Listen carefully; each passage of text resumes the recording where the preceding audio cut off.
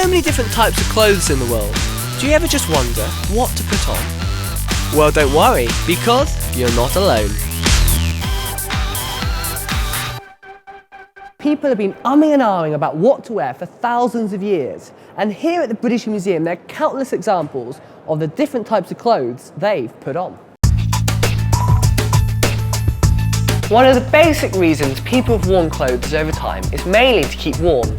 I'm off to see a curator at the British Museum, Jonathan King, who's an expert in Arctic clothing.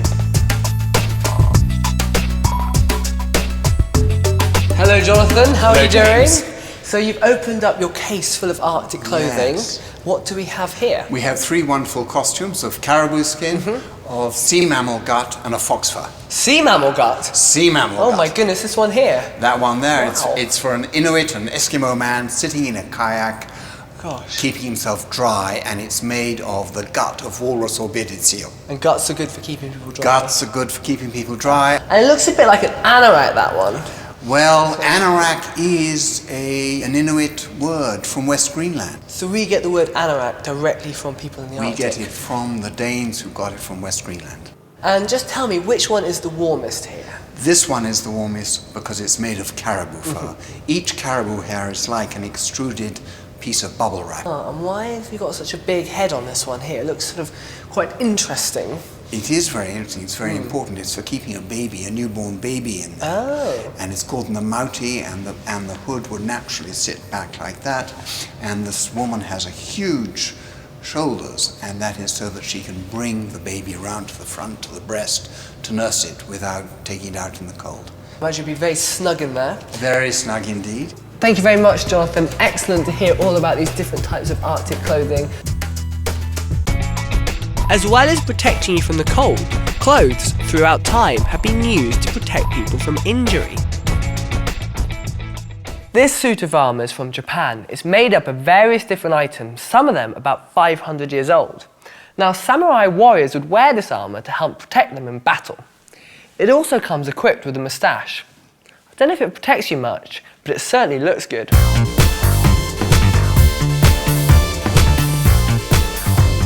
People often wear clothes to be identified with a certain group. If you go to a football game, you can usually tell what team somebody supports by looking at what they're wearing.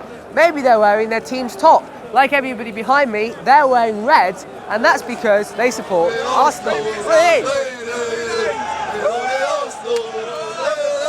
And in a similar way, people in the past have worn different types of clothes to be identified with different groups or where they're from. Alright, behind me is not quite a football game, but it is a good example of 2 sides fighting it out. You've got the Nubians wearing their leopard skins, and you've got the Egyptians wearing colourful garments, so you can tell who is who. Did you know the Romans would wear togas to show people they were Roman citizens? Togas were a special type of Roman clothing, which these people are wearing. There's also examples in the museum of clothes from the past which people would wear to stand out from the crowd and to show off how important they are. Like this statue here of Ramses. Now he's wearing a headdress specifically designed to show off how important he is and to make sure everybody knows he's the ruler of Egypt.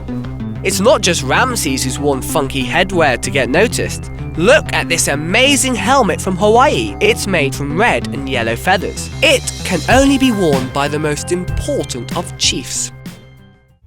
People still wear things on their heads today to represent their importance.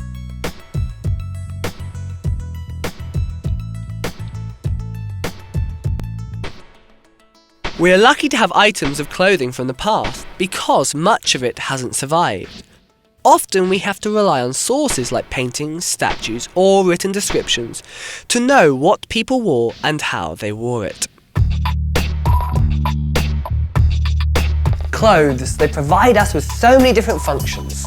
They keep us warm. They allow us to stand out from the crowd. Or they allow us just to fit in. Oh no, I've got a stain on it. And the one annoying thing about clothing is you have to wash it when it gets dirty. Hey? What? What's this? It's gone pink.